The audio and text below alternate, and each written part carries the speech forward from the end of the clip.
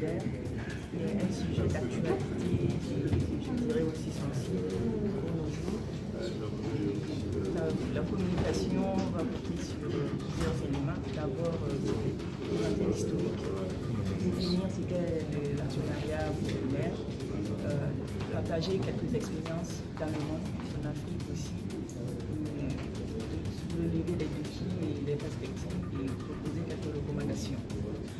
Alors, il faut dire que l'actionnariat populaire, c'est une réalité au Burkina Faso, principalement de nos jours.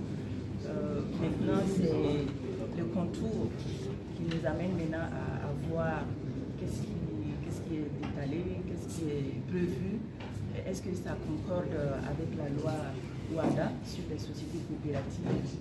Comme il n'y a pas un texte juridique qui cadre l'actionnariat populaire en tant que tel, le système actuellement en place avec la PEC s'est greffé à la société coopérative selon la loi WADA. Donc on va essayer de voir dans quelle mesure il y a des incohérences, est-ce que ça concorde avec la loi WADA. Voilà. Donc pour vous, ce projet est viable?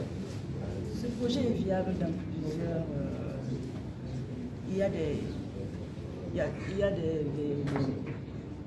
c'est viable sous plusieurs conditions. Voilà.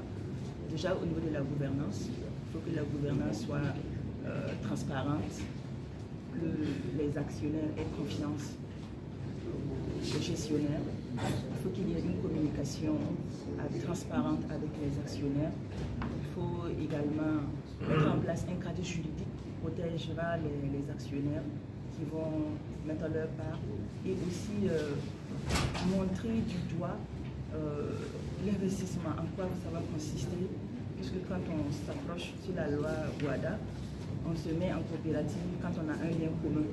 Voilà. Donc quand je souscris mes parts, c'est pour quel projet? Donc il faut que tout cela soit défini pour que chaque actionnaire sache que les parts que je vais mettre dans le projet, ça va dans la transformation de la tomate, ça va dans les mines, etc.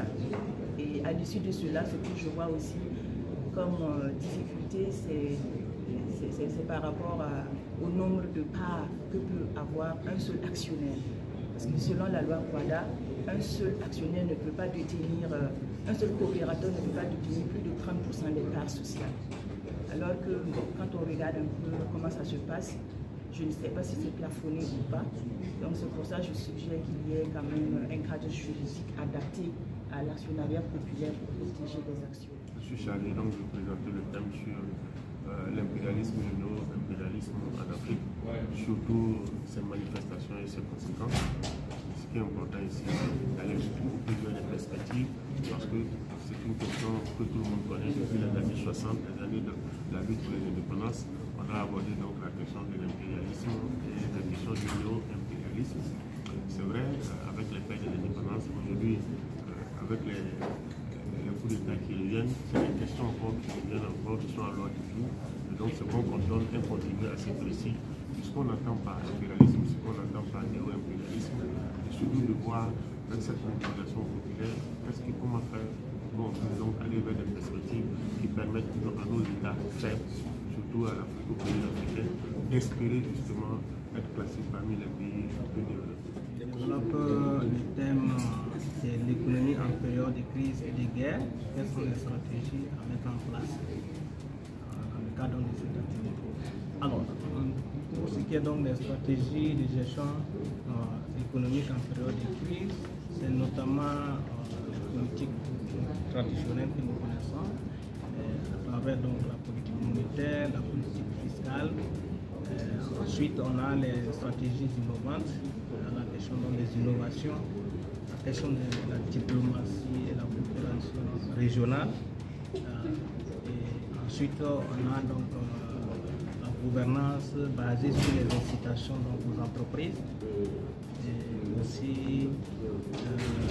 créer donc un climat